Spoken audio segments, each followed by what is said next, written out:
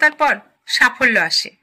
আজকের অনুপ্রেরণামূলক ছোট গল্প যা আপনাকে বদলে দেবে।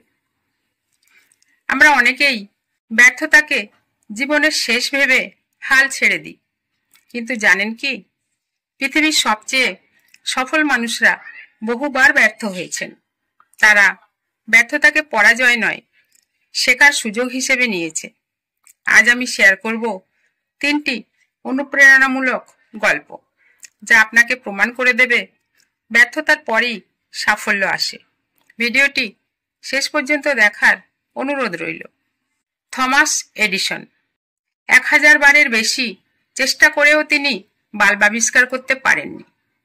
সাংবাদিকরা তাকে প্রশ্ন করলেন, আপনি এতবার ব্যর্থ হয়েও হাল ছাড়লেন না কেন?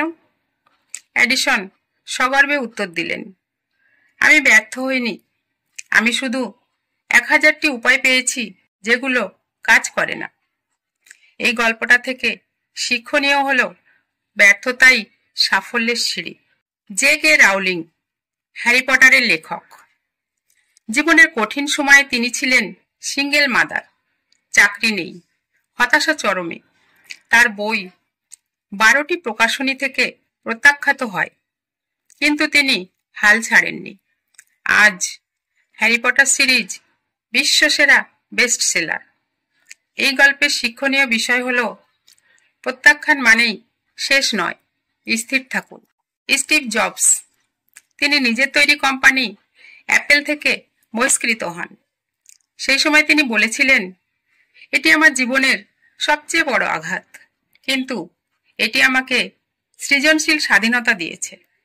পরে অ্যাপেলে ফিরে এসে তিনি আইফোন তৈরি করেন। এই গল্পের শিক্ষণীয় বিষয় হলো কঠিন সময় নতুন সুযোগ তৈরি করে দেয়। বোনাস মেসেজ, ব্যর্থতা হলো সাফল্যের পরীক্ষা। ঈশ্বরের উপর ভরসা রাখুন, কারণ তিনি কখনো কাউকে বৃথা কষ্ট দেন না। এই 3টি গল্পের মধ্যে কোনটি আপনাকে সবচেয়ে বেশি অনুপ্রাণিত করেছে কমেন্টে লিখুন। ভিডিওটি ভালো লাগলে লাইক করুন, শেয়ার করুন এবং চ্যানেলটি সাবস্ক্রাইব করুন।